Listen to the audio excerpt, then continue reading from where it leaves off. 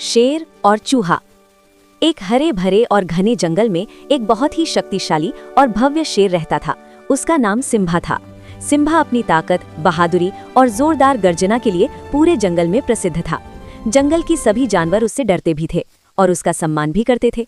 Simba को अपनी शक्ति पर बहुत घमंड था और वो अक्सर सोचता था कि इतने छोटे जीव उसके किसी काम के नहीं हो सकते। एक दिन दोपहर के समय सिम्बा जंगल के बीच एक बड़े पेड़ के नीचे आराम करने लगा। ठंडी हवा चल रही थी और कुछ ही देर में वो गहरी नींद में सो गया। उसी समय जंगल में रहने वाला एक छोटा सा चूहा जिसका नाम मिट्ठू था, वहां से गुजर रहा था। मिट्ठू उछल कूद करते हुए खेल रहा था और उसे ध्यान ही नहीं रहा कि सामने शेर सो रहा है। अनजाने में वो सिम्बा के शरीर पर चढ़ गया। अचानक सिम्बा की नींद टूट गई। वो गुस्से में दहाड़ा और चूहे को अपने पंजे में पकड़ लिया। मिट्ठू डर के मारे कांपने लगा। उसने हाथ जोड़कर कहा, महाराज कृपया मुझे माफ कर दीजिए, मैंने आपको परेशान करने का कोई इरादा नहीं था, मुझसे गलती हो गई है।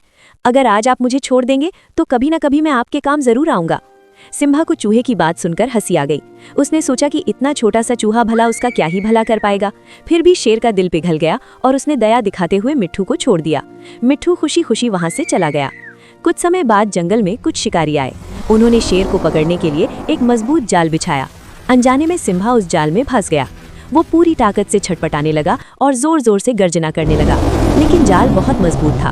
पहली बार सिम्बा खुद को असहाय महसूस कर रहा था। उसी समय वहां से मिट्ठू गुजर रहा था। उसने सिम्बा की आवाज सुनी और पास जाकर देखा कि शेर जाल में फंसा हुआ है। मिट्ठू को वो दिन याद आ गया जब सिम्बा ने उसकी जान बख्शी थी। बिना समय गंवाए मिट्ठू ने अपने नुकीले दांतों से जाल को काटना शुरू कर दिया। थोड़ी ही देर में जाल टूट गया और सिम्बा आजाद हो गया। सिम्बा बहुत खुश हुआ। उसने मिट्ठू को धन्यवाद दिया और कहा, मिट्ठू, आज तुमने मेरी जान बचाई। अब मुझे समझ आ गया है कि छोटा होने का मतलब कमजोर होना नहीं होता। हर किसी का अपना महत्व होता है।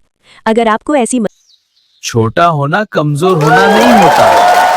कार्टून मस्ती चैनल को सब्सक्राइब करें।